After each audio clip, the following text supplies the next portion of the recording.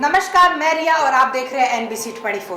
कोल shortage ने भारत को एक बार फिर से बिजली की कमी के मुहाने पर लाकर खड़ा कर दिया है। कोल से चलने वाली 135 पावर प्लांट में से आधे से अधिक में कोल शॉर्टेज दिखाई दे रहा है। अगर ऐसा ही चलता रहा तो भारत के कई राज्यों में अंधेरा छा जाएगा, जिसमें से राजधानी दिल्ली भी शामिल होगी।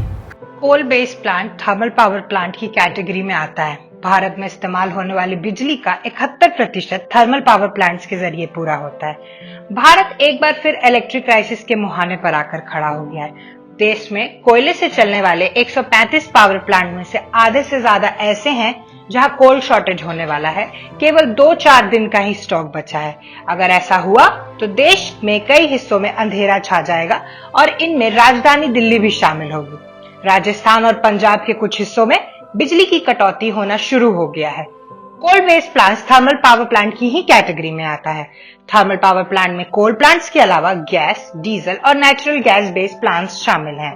इनके अलावा देश की बिजली डिमांड का 72% भारत के विशाल कोयला रिजर्व के जरिए पूरा होता है। बाकी डिमांड इम्पोर्टेंट कोल से पूरा होता है। कोयले की किल्लत की कुछ प्रमुख वजहें जाने इस रिपोर्ट में। कोरोना महामारी की दूसरी लहर के कमजोर होने के साथ ही भारत समेत पूरी दुनिया में बिजली की मांग बढ़ी। इंडस्ट्रियल एक्टिविटीज में तेजी आने भी मांग बढ़ने की एक वजह रहा। 2019 के मुकाबले इस वर्ष के अगस्त-सितंबर माह में कोयले की खपत भी करीब 18% तक बढ़ गई। चूंकि मांग पूरी दुनिया में बढ़ी है, इसके चलते ग्लोबल स्केल पर कोयले की कीमतों में 40% इंक्रीमेंट हुआ, जिससे भारत का कोयला आयात गिरकर 2 साल की नियंत्रण स्तर पर आ गया। इंडोनेशिया से ही आने वाले कोयले की कीमत करीब $60 प्रति टन से बढ़कर $200 प्रति टन तक जा पहुंची है।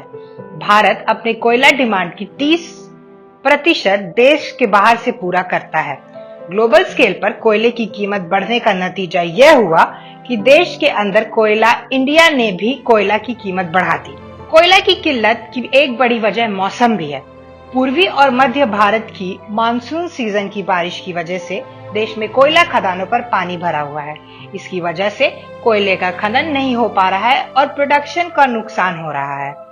इसके अलावा ट्रांसपोर्ट की रूट भी प्रभावित हुई है। देश में कुल कोयला डिमांड की 70% भारत के कोयला रिजर्व का प्रोडक्शन से पूरा होता है। देश के करीब 300 अरब टन कोयले का भंडार है। सरकारी पावर जनरेशन कंपनियों की ओर से कोल इंडिया का भुगतान ना होगा।